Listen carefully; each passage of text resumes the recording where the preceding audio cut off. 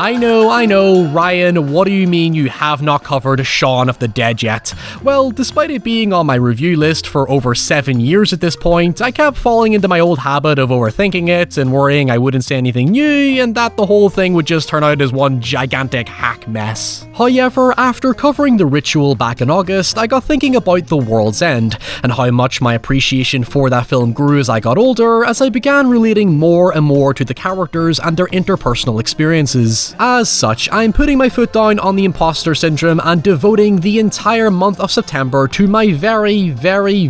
belated coverage of the divine comedy of British cinema that is Simon Pegg and Edgar Wright's fittingly named 3-flavour cornetto trilogy. Spawned out of an unflinching affection for pop culture and nostalgia, and named after the classic Italian ice cream that's made a comfortable home in British cuisine, only rivaled by Magnum, the Cornetto trilogy, for those uninitiated, are 3 distinct genre films directed by Edgar Wright and co-written with Simon Pegg, starring a roster of well-known UK character actors and comedians, focusing on the often dysfunctional yet seemingly mundane lives of ordinary people in all walks of British life. Shaun of the Dead is a romantic comedy satirized around a zombie flick, Hot Fuzz is a buddy comedy murder mystery satirized around American action cinema, and The World's End is a pub crawl adventure set during the midst of an alien invasion. Collectively and individually, each film is a powerhouse in efficiency. We only ever see a small glimpse into each world, but they are presented with impeccable vividness.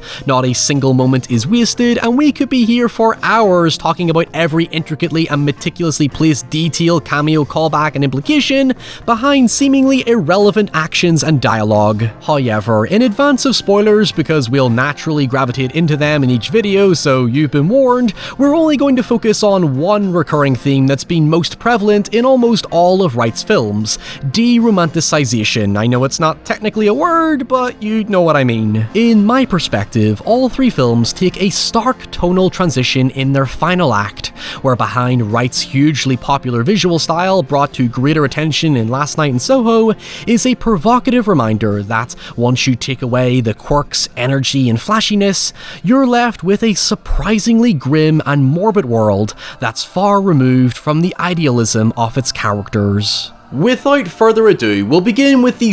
rom-com that started it all, that went on to inspire countless imitators and even breathe new life into the horror comedy subgenre as a whole. As always, leave your thoughts and feelings in the comments below, including any observations that I will inevitably miss. Leave a cheeky wee like and subscribe, and lastly, a few words from this video's sponsor, Raycon. Raycon have been disrupting the electronics industry with their comfortably fitting, great sounding wireless earbuds that start at half the price of other premium audio brands. With 8 hours of playtime and a total of 32 hours of battery life, for me, Raycon have been my perfect companion when on the go or simply relaxing at home. Connecting seamlessly to my phone, tablet, computer, and games console via Bluetooth, I love to take advantage of Raycon's 3 distinct sound profiles that can be switched with a simple tap feature. Balanced sound works when watching films like the Cornetto trilogy, bass sound helps when immersing me in terrifying games like Amnesia: The Bunker, and pure sound enriches the spoken word of audiobooks when walking my dog. Additionally, I can toggle between noise isolation and awareness mode, meaning I can drown out the world when enjoying content at home,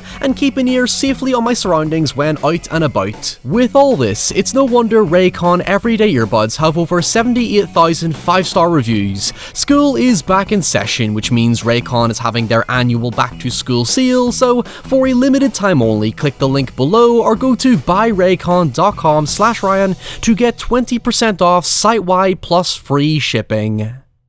Shaun of the Dead tells the story of, well, Shaun, an unfocused and unmotivated 29-year-old working a dead-end assistant manager job at a local electronics store, who is dumped by his girlfriend Liz on their anniversary for failing to put greater effort into their relationship and take responsibility for his stagnant, unaspiring life. There's also a zombie apocalypse in here, but we'll come back to that once we've established the vibe the movie is going for. Shaun of the Dead was originally conceptualized from an episode of Pegg and Wright's its millennium oddball meta-sitcom Spaced, an irreverent, farcical, and typically absurdist and surrealist satire, which had a unique, youthful, energetic flair that not only embedded many pop culture references, both well-known and obscure, but wasn't afraid to alienate its mainstream audience. Pegg co-wrote and starred in the series alongside Jessica Stevenson, who cameos in SHAUN as a mirror to his character, making it a loose, spiritual cinematic successor to Spaced, as a subversion to other popular sitcoms at the time, which romanticized good-looking characters in stable, comfortable settings,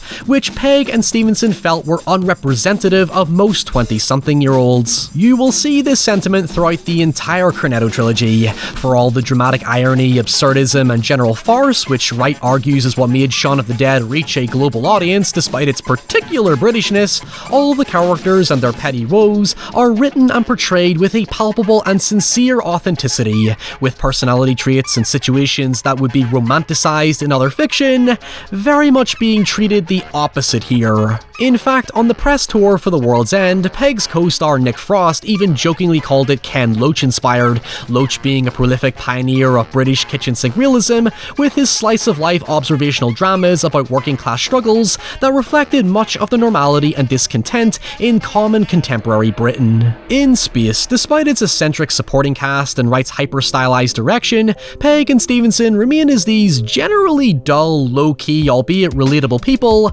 with very little going on in their lives. One is content to keep doing his thing despite his debilitating economic status, while the other wants to build a better life for herself, but just like in real life, it rarely goes her way. The episode that inspired SHAUN begins with Pegg's character Tim tripping on drugs while playing the then relatively new Resident Evil 2 and imagining himself fighting real zombies. It bears no significance to the plot, which is more about Stevenson's character Daisy ruminating on a bad job interview, while their neighbour David is invited to a pretentious art show by his former collaborator. Heck, Pegg and Wright admitted they only did it because they wanted to film a crude zombie sequence. However, that crudeness between two interpersonal conflicts was a perfect vignette for Pegg and Wright's characterization, because despite each character's self-absorbed desires and motivations, the real world would just keep on turning indifferent to their existence. Pegg and Wright stated that they had two main rules when writing Shaun of the Dead, the first being that the zombies shouldn't be played for laughs to uphold a sense of threat and urgency, which is very true in the final act,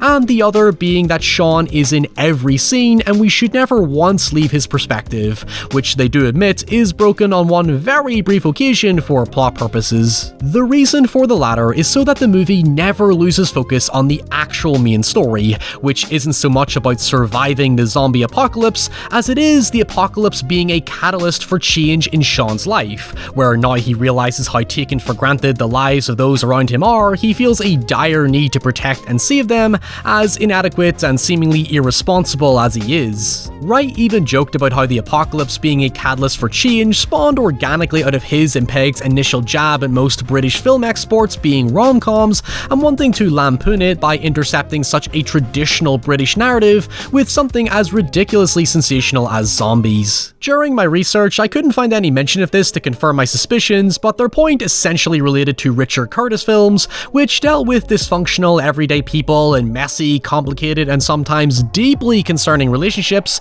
leading to many tense, awkward moments, late introspection, and of course, Britain's trademark deadpan, sardonic, overcast style of humour. All these beats exist in Shaun of the Dead, but the difference is that resolving these relationships and character dilemmas don't eradicate the actual thread of the movie, which, pun intended, continues to eat away at them. Structurally, there is a unique interplay between the primary and secondary story. The primary is a coming-to-age rom-com where the first half frames Shaun dealing with his turbulent, monotonous day-to-day life, while the secondary story is the outbreak ominously playing in the background, completely irrelevant to Shaun's own existence, much like Tim in Spaced. It's a striking first half because framing the world entirely through Shaun's eyes adds a sort of hazy impartiality to the world slowly crumbling around him, as he meanders around not fixing the relationships, well, slowly crumbling around him. As we all probably know by this point, when George A. Romero made Night, Dawn, and Day of the Dead, zombies became the go-to trope for subtext, which was already the case for most monster fiction before it, including the inspiration for Night of the Living Dead, which was the allegorical I Am legend, so naturally with Shaun of the Dead, the same holds true when we witness the duality between Shaun's personal problems and the grander scale problems of the world around him. It's most glaringly exemplified when he goes to the shop before work and then the very next day does the exact same routine but is oblivious to the fact that the zombies have changed everything. Now, here's the thing, a quick snoop on Wikipedia says that some folks have interpreted the film as a representation of post 9/11 anxieties, which I've heard being used before given it was a sentiment of many American horror films at the time, and again, makes sense given zombies are a metaphor after all. However, while I don't agree with the direct association, the social context wasn't too far off a 2004 interview with MTV, where Wright acknowledged that the first act was partly inspired by his own blissful ignorance to the UK's 2001 foot and mouth epidemic. Wright explained that during a 2-week period, he only ever saw vague glimpses on the news of cows being destroyed and the government quarantining certain parts of the UK and so on, but he never took interest in it because ultimately, much like how Shaun sees it in the film, it had no outward effect on his personal life. I just thought this was a compelling point because foot and mouth was the main thematic context to Danny Boyle and Alex Garland's 28 Days Later from 2002, which, as I said in my video from 2016, was entirely based around the UK's growing hysteria and social malaise when the government proved incapable of addressing both foot and mouth and mad cow disease, even downplaying it in a bid to keep fear and discontent under control. In Shaun's isolated world, all the real-world stresses are blurred out by trivial matters, such as his stepfather Phil reminding Shaun it's time for his monthly visit to his mother Barbara, and then later forgetting to book a restaurant for he and Liz's anniversary, prompting his tired default response of taking her to the Winchester, which frankly is a greater source of subtext for everything wrong with Shaun's life. The Winchester is Shaun's generic local pub, a symbolic sentimental haven of warmth, good vibes, and happy times, but in reality, yes, I am going to paraphrase the utterly contemptuously smug David, a friend of Liz whom he once was in love with, it's just a fucking pub. There is fundamentally nothing special about it. However, to Shaun, under the continuous reinforcement of Ed, it's a fortitude from change and all the fears and worries of the outside world, a comfort zone that allows him to maintain his old ways because he's too uncommitted and afraid to break habits and move forward with his life. A feeling I will admit I related to for the longest time, especially now as a 29-year-old. Deep down, Shaun envisions a bright future for him and Liz, but he's incapable of actively making that a reality, because big changes like that are inherently scary, and so when the apocalypse breaks out, he has no choice but to embrace decisions which ultimately still lead him back to the very same unchanging safety net. Let's go to the Winchester, have a nice cold pint, and well, you know the rest. Upon realizing their predicament when the apocalypse is in full swing, Shaun's plan to save his mother and ex-girlfriend and hide out at the Winchester naturally doesn't go in the direction he anticipates, and thus we enter the concept of de-romanticization. I know it's not a word and I know we've established that, but I don't even think I'm saying it correctly. So, as I said in the opening, throughout all of Act 2, as Shaun and his group try to escape hordes of the undead as situations get more and more absurd and hilarious, Act 3 tonally transitions into a legitimately restrained horror movie when Shaun's romanticized fantasy of escaping the zombie apocalypse is brought crashing back down to a bleak reality. Now, I'm not saying the movie is nihilistic, but it certainly doesn't shy away from highlighting the issues with Shaun's idealism. It deconstructs him as a hero who constantly ignores the warnings about how dire and dangerous their circumstances increasingly become, because he's kind of forcing his crusade upon everyone around him. Fair play, he does do some occasionally heroic things, but his plan never changes beyond what he's personally comfortable and familiar with, nor does he ever stop to truly consider if what he's doing is within the group's best interests. The thing is, this might sound controversial, but as unlikable as he is, David is the most shockingly reasonable one in the group. He says they should have just listened to the news and locked themselves in their homes and stayed put and waited for help, which eventually ends up being the case, much like the ending to The Mist. Before Shaun arrives with his misplaced heroism, Barbara and Liz are seemingly safe in their house. Sure, Phil's infected, so that contradicts my thesis, but the point is, Shaun persuades them out into the open despite little need to truly do so. I mean, the only reason Shaun's house isn't safe is because they keep forgetting to close the fucking door that the roommate that Pete keeps complaining to them about. As such, the horrific irony is that in wanting to change and take responsibility in life, the best thing Shaun could have done was just not do anything. At the very least, more of the group would have had a better chance at survival. David even calls Shaun's heroism hypocritical after he refuses to euthanize Barbara after she's infected for the sake of the group's safety, calling attention to Shaun's inherent selfishness despite his noble intentions, which Shaun even admits as much when they end up trapped in the cellar while under siege. His plan is, well, a failure, and it's by pure luck he and Liz even survive in the end when the army arrive. And if you want to twist the irony even further, you could say that in his effort to be with Liz, his happily ever after so to speak, he indirectly eradicates everything else around him. He inadvertently traps them in a hotbox surrounded by the undead, only to further ignore the problem when it returns very quickly to bite him, or rather anyone but him, on the ass. In a sort of metaphorical sense, he's punished for doing what he feels is the right, mature, grown-up thing to do, but nope, in the literal opening words of the film, he just exacerbates the situation. Now, before we put this video out of its misery, I'm just going to say it, as much as I think Ed's slacker crassness is funny and Nick Frost is fantastic at bringing the character to life, he really is a parasite holding Shaun back, and is just as responsible for getting the group killed because Shaun refuses to let go of the friend he grew up with. One could say if he listened to Pete and dumped Ed, Shaun's plan could have been salvageable, but at the end of the day, regardless of logistics, quoting The World's End,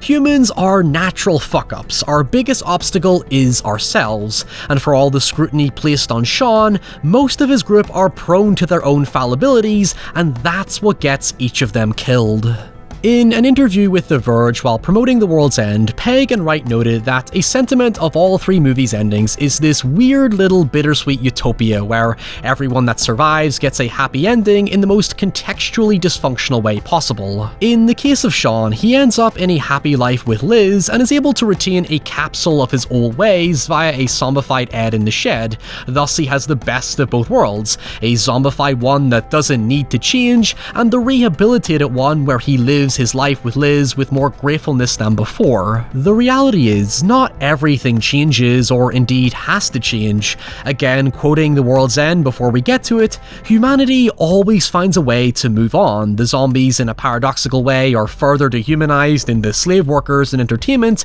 and Shaun and Liz still engage in their old activities. But in its own absurdly twisted genre way, a bit of challenge and embracing discomfort is sometimes the necessary remedy for stepping foot into that next stage in your life. And that is Shaun of the Dead, at least thematically speaking, in my opinion. As I said, the Cornetto trilogy will take up all of September, so you can hazard a guess as to what I'll be covering next week so you can prepare. And until next time, stay safe, stay away from jukeboxes on random, and I'll see you all very soon. Bye.